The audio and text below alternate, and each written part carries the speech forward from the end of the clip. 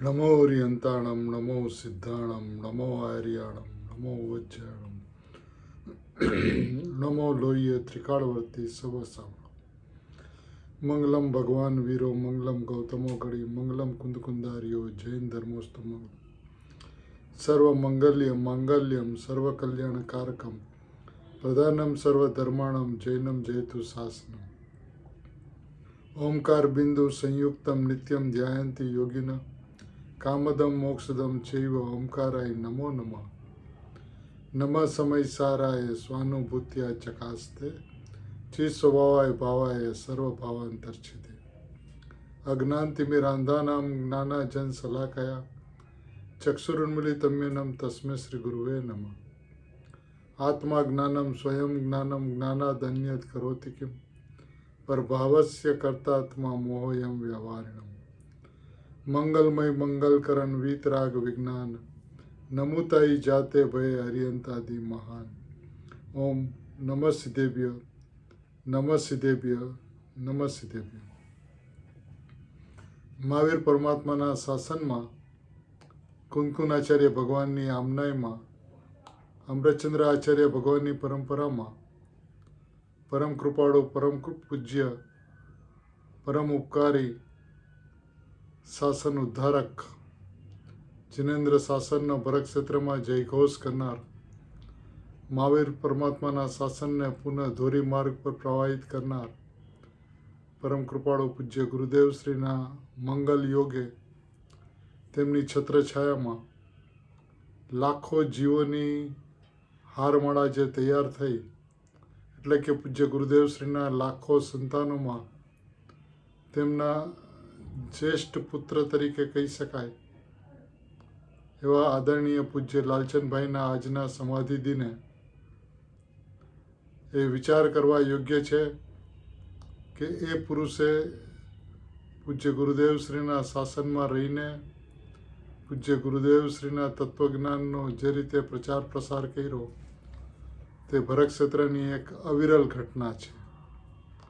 જેમ પૂજ્ય ગુરુદેવ શ્રીનું તત્વજ્ઞાન ભરત ક્ષેત્રમાં ફેલાણું એમ પૂજ્ય ભાઈશ્રીના સાનિધ્યમાં હજારો જીવોએ શુદ્ધાત્માની વાત જ્ઞાનની અંદરમાં જ્ઞાયક જ જણાય છે પર જણાતું નથી એ વાતનો જયઘોષ જે રીતે કર્યો તે આ ભરત ક્ષેત્રનું પરમ સૌભાગ્ય છે. સમાધિ દિનના નિમિત્તે એટલું કહી શકાય કે એ તો પોતાના સ્વભાવની અંદરમાં સમાયેલા જ હતા. એટલું જ નહીં પણ એમણે અહીંથી મોક્ષ તરફ મહાપ્રયાણ કર્યું હતું. મોક્ષ તરફની એમની જે મંજિલ છે એમની નિકટ જવા માટે આગળ વધ્યા હતા. પૂજ્ય ભાઈશ્રીનો ઉપકાર ભરત ક્ષેત્રના ભવ્ય જીવો જેટલો માને તેટલો ઓછો છે. કારણ કે આ પુરુષે પૂજ્ય ગુરુદેવશ્રીએ જે વિધિ વિધાન દેખાડ્યા એ વિધિ વિધાનના પથે આગળ વધીને આત્માની અનુભૂતિ કેટલી સરળતાથી થઈ શકે છે એ જે માર્ગ જે સ્પષ્ટ કર્યો તે આ કાળની અંદરમાં એક અદ્વિતીય અવર્ણનીય પરમ ઉપકારી જે તત્વજ્ઞાન જે છે એનો જે રીતે જયઘોષ કર્યો તે ખરેખર અભિનંદનીય છે, અભિવંદનીય છે. પૂજ્ય ભાઈશ્રીના ચરણ કમળમાં કોટી કોટી વંદન કરતા તેઓના પથે ચાલવાનું એટલે તેઓ શ્રી ગુરુદેવના પથે ચાલ્યા અને ગુરુદેવ અને તેમના પથે આપણે સૌ કોઈ ચાલીએ એવી મંગળ ભાવનાપૂર્વક આજે સવારે એમના સમાધિ દિનના દિવસે પ્રવચનસાર પરમાગમની 80મી ગાથામાં તેઓશ્રીનો સ્વાધ્યાય આપણે જે સાંભળ્યો એની અંદરમાં એક વાત તેઓશ્રીએ સ્પષ્ટ કરી કે જાણે આ ગાથા આચાર્ય ભગવાને મારા માટે કેમ ન લખી હોય. જેવું એમને અંદરમાં આવતું હતું, જે વિધિ વિધાન બેઠેલા હતા એ જ વિધિ વિધાન આચાર્ય ભગવાને પણ કહ્યા. એટલે એમનો હર્ષ અત્યંત હતો. અને આ ગાથા પણ એવી છે કે જે ખરેખર વસ્તુને જોવાનું વિધાન બતાવે છે. દર્શન મોહનો ક્ષય થઈ, સમ્યક દર્શનની પ્રાપ્તિ થઈ, પરિપૂર્ણતાને કઈ રીતે જીવ પામે છે મોહની સેનાને નાશ કરીને એના વિધાન આ ગાથાની અંદરમાં બતાવ્યા છે. એટલે આપણે સૌ આજે એ જ ગાથાનો સ્વાધ્યાય કરતા શુદ્ધાત્માનો લાભ કેમ થાય, શુદ્ધાત્માની દ્રષ્ટિ કેમ થાય, શુદ્ધાત્માની પ્રાપ્તિ કેમ થાય, અને જેને શુદ્ધાત્માની પ્રાપ્તિ થાય છે એને કઈ વિધિએ થાય છે, એ વિધાન તેઓશ્રીએ જે રીતે બતાવ્યું છે એ ખરેખર અદ્ભુત અને અલૌકિક છે. પૂજ્ય ગુરુદેવ શ્રીની પણ આ ગાથા ખૂબ પ્રિય હતી, કારણ કે આની અંદરમાં જીવ અરિયંત પરમાત્માના દ્રવ્ય ગુણ પર્યાયને જાણે છે. એટલે કે પેલા ભેદથી જાણે છે. કેવી રીતે જાણે છે?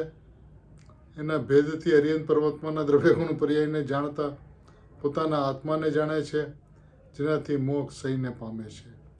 એ વિધાન આ ગાથાની અંદરમાં બતાવ્યું છે. પૂજ્ય ગુરુદેવ શ્રીનો અનંતો ઉપકાર છે, તેમજ પૂજ્ય ભાઈનો પણ અનંતો ઉપકાર છે આ ભરત ક્ષેત્રના ભવ્ય જીવો ઉપર, કે આત્માને જોવાનું વિધાન શું છે એ નક્કી કર ભાઈ. પહેલાં કઈ વિધિએ આત્માની દ્રષ્ટિ થઈ શકે, શુદ્ધાત્માની દ્રષ્ટિ થઈ શકે, ને અનુભૂતિ કઈ વિધિએ થાય છે, એ વિધાન અત્યંત અત્યંત અત્યંત સ્પષ્ટ છે. તો આ 80મી ગાથાને આપણે પહેલાં હરિગીત વાંચીએ. જો જાનતા અરહંત કો द्रव्यत्व गुण पर्याय से वह जानता है आत्मा हो मोक्ष है तब नियम से. जैसन आचार्य देव की टीका है, प्रवचन साहब परमागम की अमृतचंद्र आचार्य देव की टीका और जैसन आचार्य देव की टीका.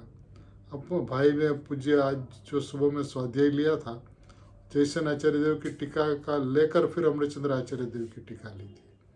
तो अपन आज जैसन आचार्य देव ने जो विधि विधान बताया, बहुत मार्मिक बात इसके अंदर में कही है.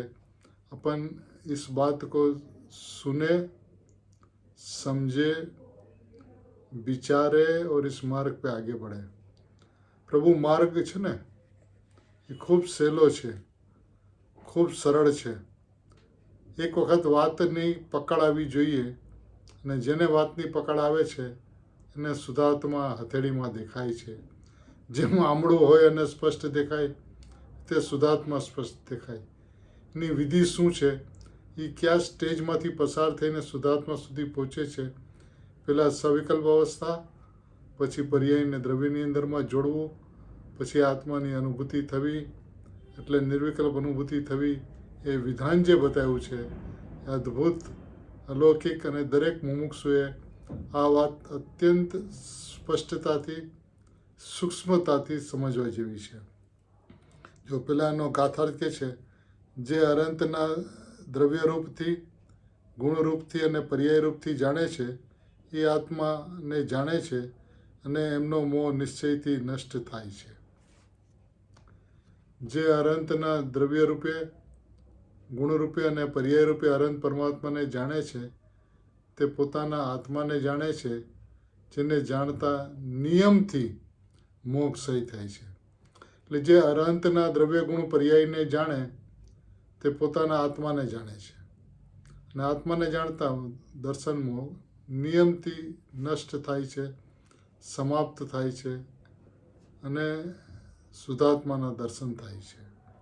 એ ગાથા ટીકાની અંદરમાં કહે છે, કર્તારૂપ જે જાણે છે, આ કથનમાં કર્તાકારકમાં પ્રયુક્ત જો જાણતા હૈ. કર્તા એટલે જાણતા હૈ. કોને જાણે છે? તો કે અનંતને જાણે છે. કયા રૂપે જાણે છે? તો કે છે દ્રવ્ય રૂપથી, ગુણરૂપથી અને પર્યાય રૂપથી અનંતને જે જાણે છે, એ પુરુષ અનંતના પરિજ્ઞાનની પશ્ચાત આત્માને જાણે છે. એ આત્મા પરિજ્ઞાનમાં એના દર્શનમોનો વિનાશને પ્રાપ્ત થાય છે. જે દ્રવ્ય રૂપથી, ગુણરૂપથી અને પર્યાય રૂપથી અરિયંતને જાણે છે. અરિયંતના દ્રવ્ય ગુણ પર્યાય કેવા છે? જેવા અનંતના દ્રવ્ય ગુણ પર્યાય છે, એવા પોતાના દ્રવ્ય ગુણ પર્યાય છે.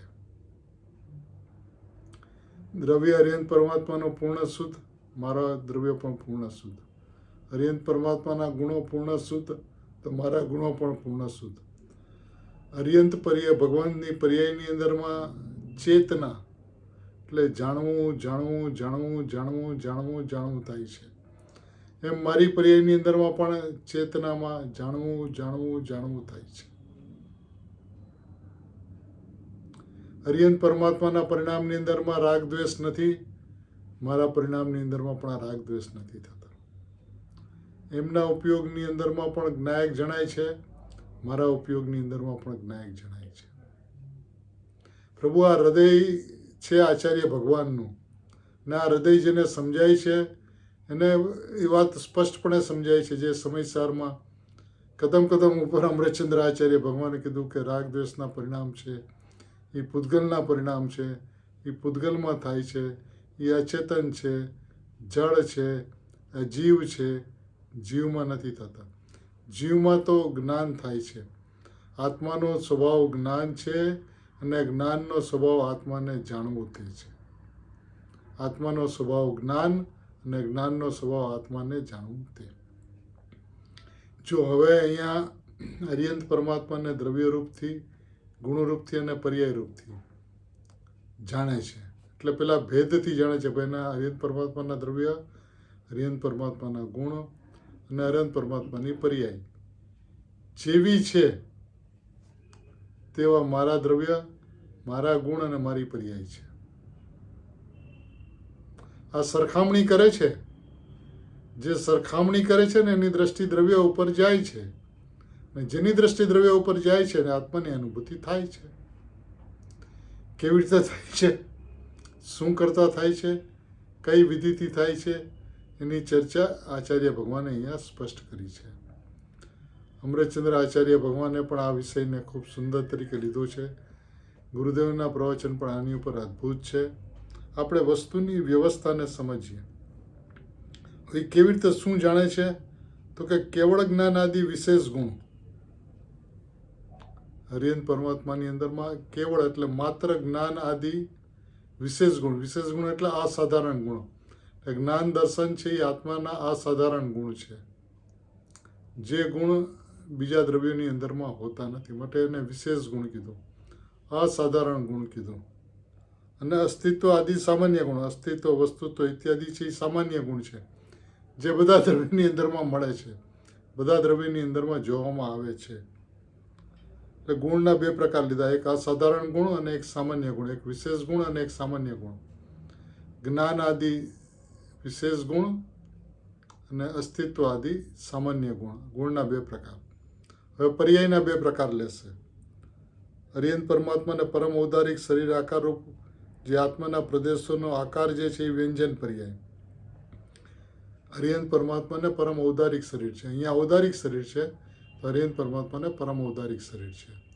પરમ ઔદારિક શરીરનો જે આકાર જે છે એ શરીર આકાર જેના આત્માના પ્રદેશો જે છે એ વ્યંજન પર્યાય છે.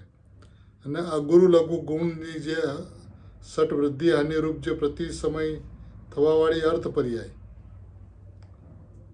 ગુણની અંદરમાં કેવળ જ્ઞાન આદિ વિશેષ ગુણ અને સામાન્ય આદિ અસ્તિત્વ આદિ ગુણ સામાન્ય. પર્યાયની અંદરમાં વ્યંજન પર્યાય અને અર્થ પર્યાય. હવે આગળ શું કે છે, એ આ લક્ષણવાળા ગુણ પર્યાયોના આધારભૂત. હવે આવા લક્ષણવાળા જે ગુણ પર્યાયો જે છે એના આધારભૂત શું છે, તો કે અસંખ્યાત પ્રદેશી શુદ્ધ ચૈતન્ય અન્વયરૂપ દ્રવ્ય. એટલે તે નિત્ય વહી વહી વહી વહી વહી એ છે ને એ દ્રવ્ય છે. એટલે આવી જે ગુણ અને પર્યાયો છે એના આધારરૂપ અસંખ્યાત પ્રદેશી એક શુદ્ધ ચૈતન્ય પરમાત્મા તત્વ જે છે એ અન્વયરૂપ છે. અન્યરૂપ છે એટલે તે જ છે, એ દ્રવ્ય છે. ગુણ કોને કહેવાય? ગુણની વ્યવસ્થા બે પ્રકારના ગુણ બતાવ્યા, બે પ્રકારની પર્યાય બતાવી, અને એનો આધાર અસંખ્યાત પ્રદેશી ચૈતન્ય દ્રવ્ય છે એમ કીધું. ચેતન તે દ્રવ્ય, ચૈતન્ય તે ગુણ અને ચેતના તે પર્યાય. અમૃતચંદ્ર આચાર્ય ભગવાને ચિત્ત વિવર્તન લીધું છે, અમને આને ચેતના લીધી છે. હવે અહીંયા સુધી તો જ્યારે એ હરિયંતના દ્રવ્ય ગુણ પર્યાયને જાણે છે તો એ શું થાય છે, કે અરિહંત પરમાત્માના દ્રવ્ય ગુણ પર્યાય જેવા છે એવા દ્રવ્ય ગુણ પર્યાય મારા છે એવું જ્યારે જાણે છે ત્યારે શું થાય છે કે દ્રવ્ય ગુણ પર્યાયના આધારની ચર્ચા મૂકીને એટલે ભેદની ચર્ચા મૂકીને દ્રવ્ય ગુણ પર્યાય સ્વરૂપ, પેલા શું કીધું, દ્રવ્ય રૂપ, ગુણ રૂપ અને પર્યાય રૂપ કેવું છે એની ચર્ચા કરી. એટલે દ્રવ્ય ગુણ પર્યાયને ભેદથી સમજાવ્યા. હવે દ્રવ્ય ગુણ પર્યાય સ્વરૂપ જે આત્મા જે છે એટલે હવે અભેદ આત્મા બતાવે છે. પેલા ભેદથી આત્માને સમજાવ્યો અને એને સમજાઈ ગયું કે જેવા ન્યાય આર્યન પરમાત્માના દ્રવ્ય ગુણ પર્યાય છે તેવા દ્રવ્ય ગુણ પર્યાય મારા છે એવું એણે સમજ્યું. સમજીને શું કરે છે તો કે દ્રવ્ય ગુણ પર્યાય સ્વરૂપ એટલે હવે એ ભેદને અભેદ કરી નાખ્યા. શું કીધું? વારે પ્રભુ, વસ્તુને પેલા ભેદથી સમજાવે છે અને જેવી અરિહંત પરમાત્માના દ્રવ્ય ગુણ પર્યાય છે એવો જ આત્મા મારો છે, એવા દ્રવ્ય ગુણ પર્યાય મારા છે એવું જ્યારે જાણે છે ત્યારે એ આત્માને જાણે છે. કેવી રીતે જાણે છે? કઈ વિધિથી જાણે છે? તો કે છે કે દ્રવ્ય ગુણ પર્યાય સ્વરૂપ જે પહેલાં કીધા હતા અરિહંત નામક પરમાત્માને જાણીને તદંતર નિશ્ચય નહીં છે અરિહંત પરમાત્માના દ્રવ્ય ગુણ પર્યાયના રૂપને સ્વરૂપને સમજીને જાણીને હજી વિકલ્પ અવસ્થાની અંદરમાં છે. શું કરે છે તો કે નિશ્ચય નયનની અંદરમાં આગમના સારભૂતભૂત આધ્યાત્મ ભાષાની જે અપેક્ષા જે છે એમાં સ્વસુધાત્મ ભાવનાની સન્મુખ થઈને, હરે પ્રભુ, જે જીવ પોતાના આત્માને અભેદપણે જાણવાના માર્ગમાં આગળ વધે છે કે અરિહંત પરમાત્માને પહેલાં ભેદથી જાણ્યા અને પછી અભેદથી જાણ્યો કે તો આત્મા છે, દ્રવ્ય ગુણ પર્યાય સ્વરૂપ આત્મા છે, તો એ આત્માને જાણ્યો. આત્માને જાણીને શું કરે છે તો કે એ આત્માને નિશ્ચય નહીં એટલે ધ્યેયના વિષયમાં આવે છે. આત્માને જાણીને નિશ્ચય નહીંનો જે વિષય જે છે એટલે કે શુદ્ધાત્મા જે છે, જો કે છે સ્વશુદ્ધાત્મા ભાવના કે સન્મુખ રૂપ સવિકલ્પ સ્વસંવેદન જ્ઞાન છે.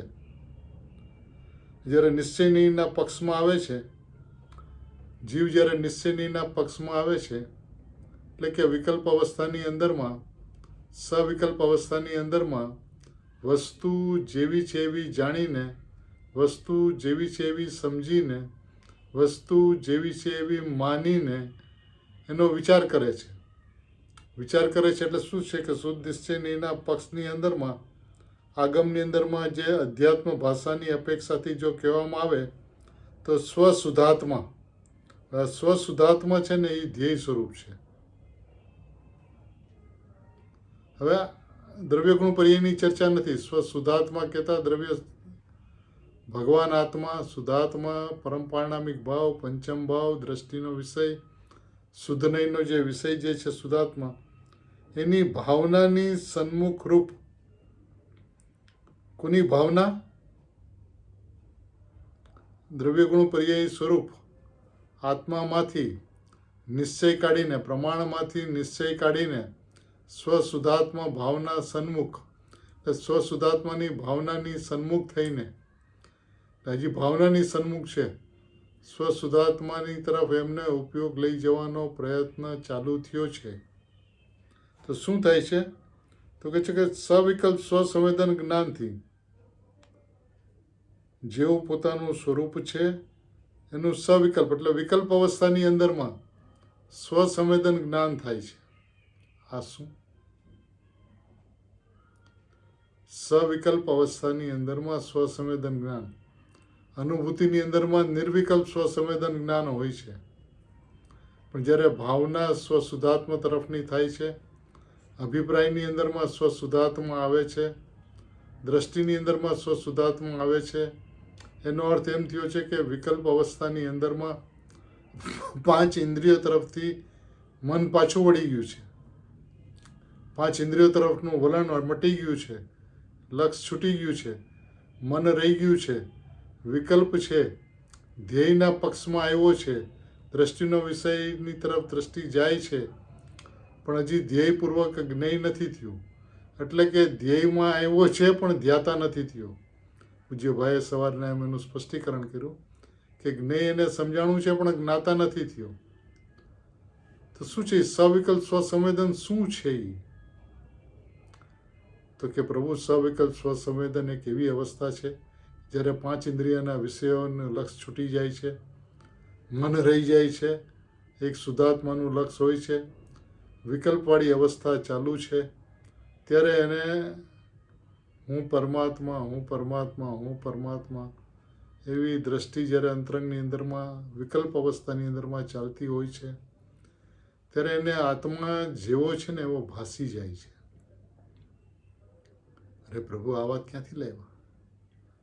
ગુરુદેવ કહે છે, બેનશ્રીબેન કહે છે, પૂજ્ય ભાઈ કહેતા હતા કે આ એક એવી સ્થિતિ છે કે જે સ્થિતિની અંદરમાં આવે થોડા સમયની અંદરમાં આત્માની અનુભૂતિ થઈ જશે. સવિકલ્પ સ્વસંવેદન, વિકલ્પ સહિતનું સ્વસંવેદન. એટલે આ એક એવી સ્થિતિ છે કે આત્મજ્ઞાની પુરુષને આત્માની અનુભૂતિ પછી વિકલ્પમાં આવે અને વિકલ્પમાં જેવો આત્મા ભાસતો છે એવો આત્માર્થીને, મોક્ષાર્થીને, શુદ્ધાત્માની ભાવના ભાવનારને એવો આત્મા ભાસી જાય છે, ભાસી જાય છે. તો ફરક શું છે જ્ઞાનીમાં અને આત્માર્થીમાં? તો કે જ્ઞાનીને આનંદનું વેદન હોય છે અને આત્માર્થીને આનંદનું વેદન નથી હોતું, કારણ કે હજી નિર્વિકલ્પ દશા નથી થઈ, સવિકલ્પ દશા છે. સવિકલ્પ દશા છે એટલે એને અલગ અલગ જ્ઞાનીઓના શબ્દોની અંદરમાં કહીએ તો એને નિર્વિકલ્પ વત કહેવાય છે, એને વચનાતીત કહેવાય છે, એને લક્ષગત કહેવાય છે, એ શુદ્ધ નહીંના પક્ષમાં આવ્યો એટલે અનુમાન જ્ઞાનની અંદરમાં આવ્યો છે. એ અનુમાન જ્ઞાનની અંદરમાં સવિકલ્પ સ્વસંવેદન રૂપ આત્મા એને ભાસી જાય છે. એટલે હવે એવી પરિસ્થિતિ છે કે થોડોક આગળ વધે તો હવે ત્યાંથી પાછો નહીં ફરે, એ આત્માની અનુભૂતિ લઈને છોડશે એવી સ્થિતિ આવી જશે. શું કે છે? સ્વશુદ્ધાત્મા ભાવનાની સન્મુખ રૂપ સવિકલ્પ સ્વસંવેદન જ્ઞાનથી. સવિકલ્પ સ્વસંવેદન જ્ઞાન એટલે આત્મા જેવો છે એવો ભાસી જાય છે. અમૃતચંદ્ર આચાર્ય ભગવાને પણ એની ચર્ચા કરી છે. કરતા કર્મ ક્રિયાના ભેદ ભાસતા નથી. અકર્તૃત્વ શક્તિ અખંડ રીતિ ધરી. હવે એ ભેદમાંથી અભેદ ઉપર ગયો છે ને અભેદના ઉપર એની દ્રષ્ટિ, એનું લક્ષ, એના વિકલ્પો, એનું ચિંતન, મનન બધું ધ્યેય તરફ એકાગ્ર થતું જાય છે, આગળ વધતો જાય છે અને એની અંદરમાં એક એવી સ્થિતિ ઊભી થાય છે કે અનુભવ લીધો કે લેશે. આ વાત આગળ પણ કરેલી છે કે બેનશ્રીબેનની સાથે જ્યારે આ વિષયની ચર્ચા થઈ હતી ત્યારે એમણે સમજાવ્યું હતું કે આ સ્થિતિ કેવી છે. ઘણી વખત આ વાત કરી છે. ફરીને જ્યારે આ સવિકલ્પ સ્વસંવેદનની ચર્ચા ચાલી છે ત્યારે આપણે એની ઉપર વિચાર કરીએ કે આ સવિકલ્પ સ્વસંવેદન છે શું. તો બેનશ્રીબેન એવો દ્રષ્ટાંત આપ્યો કે સોનગઢની અંદરમાં કોઈ પહેલી વખત આવતું હોય અને ગુરુદેવના દર્શન કરવા હોય તો શું કરે કે સોનગઢ સ્ટેશનમાં ઉતરી અને સ્ટેશન માસ્તરને પૂછે, ભાઈ કાનજી સ્વામી ક્યાં બિરાજે છે? તો એ રસ્તો દેખાડે. જો ભાઈ આ સીધો રસ્તો ચાલ્યો જાય છે ને એ સીધો ગામમાં રસ્તો જાય છે. પછી જેવો એ ત્રિકોણીય રસ્તો આવે તો અહીંયા તું જમણા હાથ તરફ વળી જાય છે. ત્યાંથી જરાક આગળ જઈશ એટલે ડાબા હાથ તરફ એક રસ્તો દેખાશે, ડાબા હાથ તરફ વળી જાય છે. એ રસ્તાની અંદરમાં તું જઈશ તો 4-5 મિનિટ ચાલીશ તો તને જમણા તરફ એક દૂરથી માનસતમ ભગવાન દેખાશે. બસ એ રસ્તા ઉપર આગળ વધી જાય છે. જમણા તરફ સમિતિ છે, ડાબા તરફ આશ્રમ છે, ગોગીદેવી બ્રહ્મચારી આશ્રમ છે જેમાં બેનશ્રીબેન વસે છે. ત્યાંથી તને સ્વાધ્યાય મંદિરના નળિયા દેખાશે, પણ ત્યાં તો ઊભો નહીં રહેતો. એ સ્વાધ્યાય મંદિરની અંદરમાં પ્રવેશ કરીશ તો જમણા તરફની જે રૂમ છે એની અંદરમાં પૂજ્ય ગુરુદેવ શ્રી બિરાજમાન છે. હવે જેને ગુરુદેવ છે, ગુરુદેવ જોઈએ છીએ એ ચાલ્યો એ રસ્તા ઉપર એક એક રસ્તા ઉપર આગળ વધતો જાય છે. સ્ટેશન માસ્તરે જે ચિહ્ન બતાવ્યા એ ચિહ્ન એક એક એને વ્યવસ્થિત દેખાતા જાય છે. આશ્રમ પાસે આવે છે, સ્વાધ્યાય મંદિરના નળિયા દેખાય છે, તેને તો બસ હવે ગુરુદેવ જોઈએ છે. એ ઊભો નથી, સ્વાધ્યાય મંદિરના નળિયા જોવા ઊભો નથી રહેતો, એ તો સડસડાટ અંદર ચાલી અને ગુરુદેવના પગ પકડી લે છે. હવે એ ગોગીદેવી આશ્રમથી સ્વાધ્યાય મંદિરના નળિયા જે એટલે સ્વાધ્યાય મંદિર જે દેખાય છે ત્યાં સુધી તું અનંત વખત આવ્યો છું. ત્યાંથી આગળ વધ એટલે શું છે? આગમ ભાષાની અંદરમાં અધપ્રવર્તિકરણ, અપૂર્વકરણ અને અનિવૃત્તિકરણ એવા પરિણામ શું કે છે પ્રભુ? એવી સ્થિતિ છે આ, એક સવિકલ્પ સ્વસંવેદનની સ્થિતિ એવી છે કે ગુરુદેવ હાથમાં આવ્યા કે આવશે. બીજો દ્રષ્ટાંત બેનશ્રીબેન એવો આપ્યો, એક વ્યક્તિ બાથરૂમની અંદરમાં નાતી હોય, આખા શરીરે સાબુ લગાડ્યો હોય માથાથી લઈને પગ સુધી, અને આંખ બંધ હોય અને અચાનક હાથ લીસા થઈ ગયા હોય તો સાબુ એમાંથી લસરી જાય. સાબુ લસરી જાય અને પછી આવી સાબુને પકડવાનો પ્રયત્ન કરે તો હાથ તો ચીકણા છે, સાબુ હાથમાં આવે ને જાય, હાથમાં આવે ને જાય, હાથમાં આવે ને જાય, પછી એક ઝડપ મારી દે તો સાબુ પકડાઈ જાય. એવી રીતે આ એક એવી સ્થિતિ છે કે આત્મા, શુદ્ધાત્મા, ભગવાન આત્મા, ધ્યેય સામે જ છે. એ હમણાં અંદરમાં ડૂબો કે ડૂબશે, ડૂબો કે ડૂબશે, એની અંદરમાં લીન થઈ જશે, એકાકાર થઈ જશે એવી સ્થિતિ છે. અને એ જ્યાં તરાપ મારીને ભૂસકો મારે છે ત્યાં શુદ્ધાત્મા હાથમાં આવી જાય છે. તો એટલે કે છે એક વસ્તુ સમજવા એવી છે કે નિશ્ચય નહીંના પક્ષની અંદરમાં અનુમાન જ્ઞાનમાં જીવ આવી શકે, સ્વભાવના પક્ષની અંદરમાં અનુભવ જ્ઞાનમાં આવી શકે. એટલે માર્ગની અંદરમાં આગળ વધતા પ્રમાણમાંથી નિશ્ચયને કાઢી નિશ્ચય નહીંના પક્ષમાં આવે છે, નિશ્ચય નહીંના પક્ષમાંથી સ્વભાવના પક્ષમાં આવે છે. એ પક્ષ પણ પક્ષાતિક્રાંત થઈને નિરપેક્ષ એવા તત્વની અંદરમાં જ્યારે એ જામી જાય છે ત્યારે નિર્વિકલ્પ સ્વસંવેદન થાય છે. જો અહીંયા જયસેનાચાર્ય ભગવાન એની સ્પષ્ટીકરણ કરે છે કે અધપ્રવર્તિકરણ, અપૂર્વકરણ અને અનિવૃત્તિકરણ નામક દર્શન મોહને ક્ષય કરવામાં સમર્થ પરિણામ વિશેષ. જો આ જે પરિસ્થિતિ છે એ પરિસ્થિતિની અંદરમાં શું છે? સવિકલ્પ સ્વસંવેદન છે ને, તેની અંદરમાં અધપ્રવર્તિકરણ, અપૂર્વકરણ અને અનિવૃત્તિકરણ છે. એવા જે પરિણામ જે છે એ દર્શન મોહનો ક્ષય કરવામાં સમર્થ છે.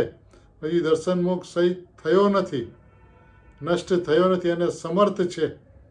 એટલે અંતરંગની અંદરમાં જે શુદ્ધાત્મા પાંચ ઇન્દ્રિયના વિષયો તરફથી જેનું લક્ષ છૂટી ગયું છે અને શુદ્ધાત્મા તરફ જેનું લક્ષ ગયું છે એને એવા પરિણામ ઉત્પન્ન થાય છે કે હવે અલ્પ સમયની અંદરમાં એ અનુભૂતિને કરશે ને કરશે. એટલે એ પરિણામ દર્શન મોહને ક્ષય કરવાની અંદરમાં સમર્થ છે. પછી શું કરે છે કે પછી પોતાના જ્ઞાનને આત્માની સાથે જોડી દે છે. હું જ્ઞાયક, જ્ઞાનમાં જ્ઞાયક જણાય છે, ત્યાંથી આગળ વધીને હું જ્ઞાયક છું એવા જ્ઞાનના પરિણામને જ્ઞાયકની અંદરમાં જોડી દે છે. પ્રભુ માર્ગ તો ખૂબ ખૂબ ખૂબ જ્ઞાની ધર્માત્માએ આ કાળને વિશેષ સ્પષ્ટ કર્યો છે. એટલે આપણે તો વાતની વ્યવસ્થાને સમજવાની છે. અમૃતચંદ્રાચાર્ય ભગવાન કહે છે મન વડે કળી લે છે, મન વડે કળી લે છે. એટલે મન છે સવિકલ્પ અવસ્થા છે ને, એટલે મન તો છે ને, મનની દ્વારા ત્રિકાળીને કળી લે છે. ત્રિકાળી એના લક્ષમાં આવી જાય છે. લક્ષમાં આવી જાય છે એટલે હજી ધ્યેયપૂર્વક નહીં નથી થયું પણ એનો અંદાજ આવી જાય છે. કારણ કે જ્ઞાનીઓને અનુભવ પછી વિકલ્પની અંદરમાં, અંદાજની અંદરમાં, અનુમાનની અંદરમાં આત્મા જેવો ખ્યાલ આવે છે એવો એને ખ્યાલ આવી જાય છે. એ અનુમાન જ્ઞાન છે, અનુભવ જ્ઞાન નથી. અનુભવ જ્ઞાનની અંદરમાં નિર્વિકલ્પ આનંદ હોય છે. એટલે પહેલાં તો એ ભેદથી અરિહંત પરમાત્માના દ્રવ્યગુણ પર્યાયને સ્વરૂપને સમજે છે. જેવા અરિહંતના દ્રવ્યગુણ પર્યાય છે એવા મારા દ્રવ્યગુણ પર્યાય છે. અરિહંતના દ્રવ્યગુણ શુદ્ધ, મારા દ્રવ્યગુણ શુદ્ધ. અરિહંતના પરિણામ શુદ્ધ ને મારા પરિણામ અશુદ્ધ એવી મેળવણી નથી કરતો. અરિહંતના પરિણામની અંદરમાં પણ જ્ઞાન ને મારા પરિણામની અંદરમાં પણ જ્ઞાન. અરિહંતના જ્ઞાનની અંદરમાં પણ જ્ઞાયક જણાય છે, અને મારા પરિણામની અંદરમાં પણ જ્ઞાયક જણાય છે. મારા જ્ઞાનની અંદરમાં પર જણાય છે એવું નથી જાણતો, જ્ઞાનમાં જ્ઞાયક જણાય છે એવું જાણે છે. પ્રભુ, આ માર્ગની અદ્ભુતતા, અલૌકિકતા, જ્ઞાનીઓના ઉપકારનો વિચાર પણ કરે ને તો સરળ સ્વભાવની અંદરમાં ચાલુ હોય. ભાઈએ કેટલી સરળતાથી આત્માની વસ્તુ વ્યવસ્થા બતાવી છે, કેટલી સરળતાથી આત્મનિધાન ખોલેલા છે. અને સવિકલ્પ સ્વસંવેદન એટલે શું? કે જેની અંદરમાં આત્મા ભાસી જાય છે, મન વડે કળી લે છે, મન વડે દ્રવ્ય ગુણ પર્યાયના સ્વરૂપને કળીને દ્રવ્યને કળે છે, ત્રિકાળીને કળે છે. ત્રિકાળીને કળે છે એટલે ત્રિકાળી ઉપર એનું લક્ષ્ય જાય છે. ચિંતનની અંદરમાં માત્ર ત્રિકાળી ત્રિકાળી ત્રિકાળી ત્રિકાળી ત્રિકાળી ત્રિકાળી ત્રિકાળી. આ મન વડે કળી લેવી મનની શક્તિ છે પ્રભુ. પછી મન વિશ્રામ પામી જાય છે અને નિર્વિકલ્પતા થઈ જાય છે, એ વાત કરે છે. इसके बाद આના પછી નિર્વિકલ્પ સ્વરૂપ પ્રાપ્ત થવાથી જેણે અભેદ નહીંથી પર્યાયની પછી એને દ્રષ્ટાંત આપીને સમજાવે છે. હવે આ જ્યારે પર્યાયને આત્માની સાથે જોડી દે છે, એટલે જ્ઞાનને જ્ઞાયકની સાથે જોડી દે છે, ત્યારે શું થાય છે કે નિર્વિકલ્પ સ્વરૂપની પ્રાપ્તિ થાય છે. જ્ઞાનને જ્ઞાયકમાં જોડી દે છે તો નિર્વિકલ્પ સ્વરૂપની પ્રાપ્તિ થાય છે. નિર્વિકલ્પ સ્વરૂપની પ્રાપ્તિ થાય છે એ કેવી રીતે? તો કે છે કે અભેદ નહીંથી પર્યાયને જોવામાં આવે તો પર્યાયના સ્થાને મોતી, ધવલતા સફેદીના સ્થાને ગુણ, એ આખો હાર જ છે. મોતી અને સફેદી એ આખો હાર જ છે. એવી રીતે અભેદ નહીંથી પૂર્વક દ્રવ્ય ગુણ પર્યાય આત્મા હી હે. એવી રીતે પહેલાં જે દ્રવ્ય ગુણ પર્યાય બતાવ્યા હતા એ આત્મા જ છે. ભેદથી સમજાવે છે, અભેદથી સમજે છે, અને અભેદ નહીંથી દ્રવ્ય ગુણ પર્યાય તે આત્મા જ છે એવું એ સમજી લે છે. એવું જ્યારે એ સમજી લે છે ત્યારે એને આત્માની અનુભૂતિ થઈ જાય છે. શું કહે છે? द्रव्य गुण पर्याय आत्मा ही है. इस प्रकार परिणमित होता हुआ दर्शन मोह रूप अंधकार विनाश को प्राप्त होता है. ને આવી રીતે જ્યારે એ પરિણમિત થાય છે ત્યારે દર્શન મોહ રૂપ અંધકાર છે એ વિનાશને પ્રાપ્ત થાય છે, નાશ પામી જાય છે. કેટલી સુંદર ચર્ચા! આ ગાથાનો ભાવ આવો છે કે આત્માર્થીને આત્માની અનુભૂતિ થાય કેવી રીતે. તો આખી વિધિ છે, આખો પ્રોસેસ છે કે પેલા અરિહંતના દ્રવ્ય ગુણ પર્યાયને જાણે છે એવો જ પોતાના આત્માને જાણે છે. અરિહંતના ગુણના 2 પ્રકાર, પર્યાયના 2 પ્રકાર, અને એ અસંખ્યાત પ્રદેશી શુદ્ધ ચૈતન્ય દ્રવ્યના આધારે છે એવો એક આત્મા. એ બતાવ્યા પછી એકદમ વિધિ ઉપર સીધા પ્રોસેસ ઉપર આવે છે કે જે અરિહંતના દ્રવ્ય ગુણ પર્યાય સ્વરૂપ આત્માને જાણે છે, એટલે કે અભેદ આત્માને જાણે છે. પહેલાં ભેદથી સમજાયો, પછી અભેદથી એને સમજાવવામાં આવે છે કે તું અભેદ આત્માને જો. એ જ્યારે અભેદ આત્માને જોવે છે ત્યારે એને અનુભૂતિ થઈ જાય છે. આ માર્ગની વિધિ ખૂબ સરળ છે પ્રભુ, બિલકુલ કઠિન નથી. પેલા ભેદથી વસ્તુને સમજે છે, પછી અભેદ આત્માને જોવે છે. દ્રવ્ય ગુણ પર્યાય સ્વરૂપ આત્મા, દ્રવ્ય ગુણ પર્યાય સ્વરૂપ આત્મા એટલે અભેદ આત્મા. એ અભેદ આત્મામાંથી શુદ્ધાત્માને કાઢે છે કે આખો આત્મા જ છે, પ્રમાણ આત્મા છે. દ્રવ્ય ગુણ પર્યાય સ્વરૂપ આત્મા છે એટલે એ પ્રમાણ આત્મા છે. અને પ્રમાણમાંથી નિશ્ચયને કાઢ્યા. ભાઈના તો બધા મંત્રો છે જે જગતને ખુલ્લેઆમ ભાઈએ મોકળા હાથે બાંટ્યા છે. પ્રમાણ વસ્તુ સ્વરૂપને સ્વીકારે છે, પ્રમાણ વસ્તુ સ્વરૂપને સ્વીકારીને એ નિશ્ચયને એમાંથી કાઢે છે. નિશ્ચયને કાઢીને શુદ્ધાત્મા તે હું છું એવી ભાવનામાં આવે છે. એ ભાવનાની અંદરમાં સવિકલ્પ સ્વસંવેદન જ્ઞાનમાં આવે છે. એટલે અનુમાન જ્ઞાન છે ને, એ સવિકલ્પ સ્વસંવેદન જ્ઞાનને અનુમાન જ્ઞાન કહેવામાં આવે છે, લક્ષગત કહેવામાં આવે છે, વચનાતીત કહેવામાં આવે છે, નિર્વિકલ્પવત કહેવામાં આવે છે. આ જ્ઞાનીઓના અલગ અલગ શબ્દ પ્રયોગો છે આના વિશે. એટલે પ્રભુ, આ તો એવું છે. ભાઈએ બીજો પણ એક દ્રષ્ટાંત આપ્યો, અને સોગાનીજીએ પણ એ દ્રષ્ટાંત આપ્યો છે કે એક ઘેટા બકરાના ટોળાની અંદરમાં સિંહ હોય ને, સિંહનું બચ્ચું, એની અંદરમાં ભળી ગયું. તો હવે એ ઘેટા બકરાની સાથે જ મોટું થવા માંડ્યું. એ પોતાને પણ એ ભેળ હિન્દીમાં ભેળ કે ગુજરાતીમાં આપણે ઘેટા કે, તો એ ઘેટાની જેમ જ પોતાને માનવા માંડ્યો ને એની સાથે સાથે રહેવા માંડ્યો, મોટું થાવ. એ સામે પહાડ ઉપર એક સિંહ હતો. સિંહ જોવે છે, અરે આ તો સિંહનું બચ્ચું છે, આ ઘેટાના ટોળામાં ક્યાંથી આવી ગયું. એક ત્રાળ પાડે છે. ત્યારે આ મારા જેવો અવાજ ક્યાંથી આવે છે, એની સામું જોવે છે. સિંહ એને કહે છે કે પહેલાં એની ભાષામાં કહે છે, પહેલાં તું મારી સામું જો અને પછી તારી સામું જો. એ જોવે છે, પહેલાં આમ સામે જોવે છે, પછી પોતાની સામું જોવે છે. અરે હું તો સિંહ છું. ભડાક દઈને કૂદકો મારીને નીકળીને ભાગી જાય છે, સિંહ પાસે પહોંચી જાય છે. એટલે હરેન પરમાત્મા છે, પહેલાં તું મારી સામું જો અને પછી તું તારી સામું જો. જેવા મારા દ્રવ્ય ગુણ પર્યાય છે એવા તારા દ્રવ્ય ગુણ પર્યાય છે. એવું જ્યારે જોવે છે ત્યારે એની દ્રષ્ટિ સીધી શુદ્ધાત્મા ઉપર જાય છે. ભાવના ભાવે છે શુદ્ધાત્માને, હું જ્ઞાયક, હું જ્ઞાયક, હું જ્ઞાયક. ભેદો નીકળી જાય છે, દ્રષ્ટિ દ્રવ્ય સ્વભાવ ઉપર આવી જાય છે. અને દ્રષ્ટિ દ્રવ્ય સ્વભાવ ઉપર આવતા પરમાત્મા તત્વના ગુણગાન ગાતા લીનતા થતા ભાષ્યમાન થાય છે ભગવાન આત્મા. જેવો વિકલ્પની અંદરમાં જ્ઞાનીઓને વિકલ્પની અંદરમાં એવો ભાસી જાય છે. જ્યારે એવો આત્મા ભાસે છે ત્યારે એ તરાપ મારે છે એની ઉપર. હવે બસ હવે ત્યાંથી પાછો નહીં હટે. ભાઈ શ્રી એમ કહેતા કે આ પરિસ્થિતિમાં જે આવ્યો સવિકલ્પ સંવેદન જ્ઞાનની અંદરમાં, અને કોઈને કલાકો લાગે, કોઈને દિવસો લાગે અને કોકને જ મહિનાઓ લાગે. બાકી સમય લાગવાનો કાંઈ પ્રશ્ન જ નથી. ફટાક દઈને અનુભૂતિ થઈ જાય છે.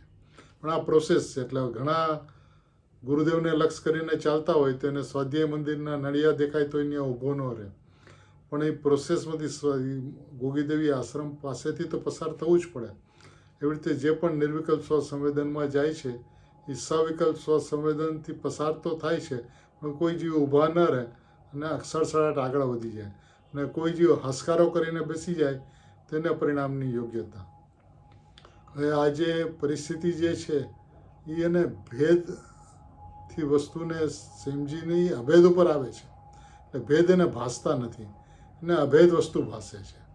એ અભેદ વસ્તુ ભાસે છે એટલે અનુભવ થયો કે થશે એવી પરિસ્થિતિ ઊભી થઈ જાય છે. એવી પરિસ્થિતિ ઊભી થતાં આત્માની અનુભૂતિ થાય છે. કારણ કે એના મનની અંદરમાં એ ત્રિકાળીને કળી લે છે. અમૃતચંદ્ર આચાર્ય ભગવાને શબ્દો વાપર્યો છે કે મન વડે કળી લે છે. પહેલાં આખા આત્માને કળે છે, પછી ત્રિકાળીને કળે છે.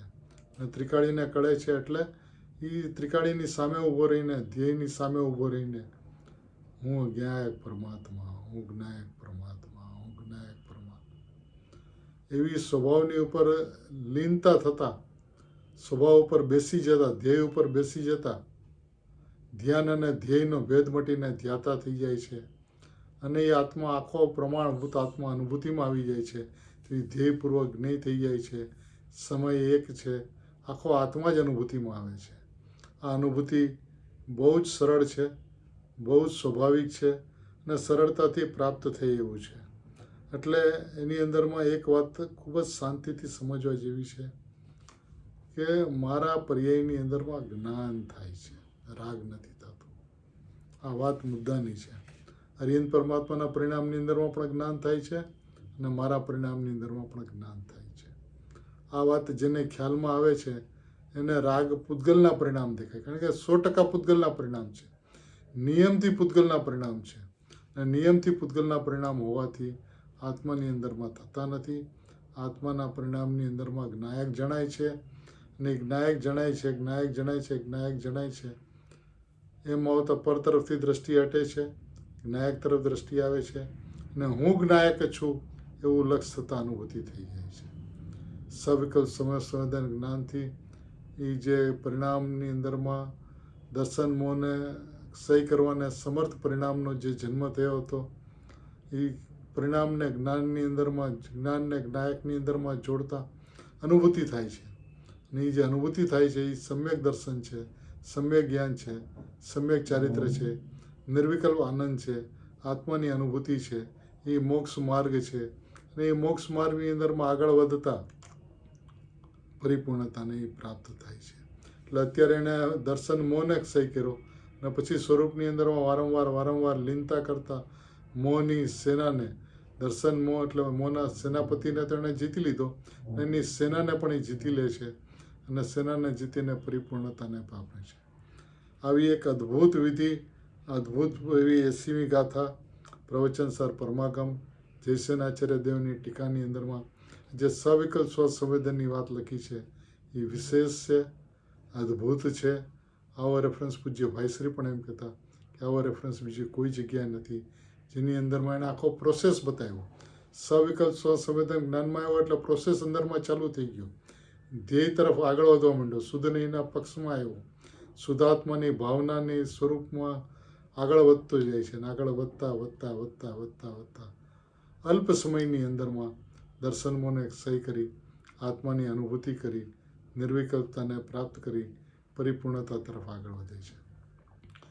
આવી અદ્ભુત વાતો જીનવાણીમાંથી કાઢીને આપણને હથેળીમાં બતાવનાર પૂજ્ય ભાઈશ્રીના આજના સમાધિ દિનના પ્રસંગે આપણે એવી ભાવના ભાવીએ કે પૂજ્ય ગુરુદેવશ્રી અને પૂજ્ય ભાઈશ્રીની સાથે રહીને આત્માની આરાધના કરતાં આત્માની સાધના કરતાં તેઓની પૂઠે તેઓની પગદંડી જે આ પડી છે એ પગદંડી ઉપર આપણા પગ પડતા જાય અને આપણે આગળ વધતા જઈએ. આગળ વધતા પ્રભુ તું ભગવાન, હું ભગવાન, તું સિદ્ધ, હું સિદ્ધ, તું પરિપૂર્ણ, હું પરિપૂર્ણ, તું શુદ્ધ, હું શુદ્ધ, તું દ્રવ્યગુણ પર્યાય સ્વરૂપે શુદ્ધ, હું દ્રવ્યગુણ પર્યાય સ્વરૂપે શુદ્ધ.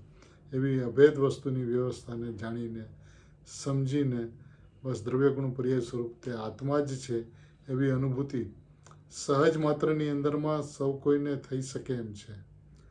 ફક્ત એના જીવનની અંદરમાં સ્વાધ્યાય અને સ્વાધ્યાયની અંદરમાં પણ મૂળભૂત વાત, પ્રયોજનભૂત તત્વ અને એ પ્રયોજનભૂત તત્વને લક્ષ્યમાં રાખીને જો સ્વાધ્યાય કરવામાં આવે તો આત્માની અનુભૂતિ સરળ છે, સુગમ છે, સહજ છે, સ્વાભાવિક છે, થાય છે અનુભૂતિ સટકારકથી. સોગાનીજી સાહેબ પણ એમ કહે છે કે ભાઈ આ તો એક શુદ્ધ અરિંદના દ્રવ્યગુણ પર્યાયને જાણે એટલે પોતાના પર્યાયને જાણે તો એક શુભ ભાવ છે, તો એક વ્યભિચાર છે. છતાં પણ નિમિત્તના કથનથી એવું બતાવવામાં આવે છે, સમજાવવામાં આવે છે, કારણ કે એ આપણા આદર્શ છે. તો આદર્શ જે રીતે પોતાની વસ્તુને જોવે છે એ રીતે આપણે આપણી વસ્તુને જોઈએ તો પરિપૂર્ણતાની પ્રાપ્તિ સહજ માત્રાની અંદરમાં અતિ અવશ્ય બધાને થાય એવું છે. આ કાળની અંદરમાં પૂજ્ય ગુરુદેવશ્રીને પૂજ્ય ભાઈશ્રીના સાનિધ્યમાં જે કોઈ જીવો આવ્યા છે બધાને આત્માની અનુભૂતિ સરળતાથી, સહજતાથી, સુગમતાથી તેઓના તત્વના પ્રતાપે, તેઓના માર્ગદર્શનના પ્રતાપે સહજ માત્રની અંદરમાં થાય એવી મંગલ ભાવના ભાવતા આપણે સૌ આજના દિવસે પૂજ્ય ભાઈશ્રીના ચરણ કમળમાં કોટી વંદન કરતા એક નિયમ રાખીએ કે જે માર્ગે આપ આગળ વધ્યા છો, મોક્ષ માર્ગે આપ પ્રયાણ કર્યો છે, આપની પૂઠે અમે પણ મોક્ષ માર્ગે પ્રયાણ કરતા પરિપૂર્ણતાને પ્રાપ્ત કરશું એવી અમારી તમારી સાથેના કોલ કરાર છે. ફરી પૂજ્ય ભાઈશ્રીના ચરણ કમળમાં કોટી વંદન હો.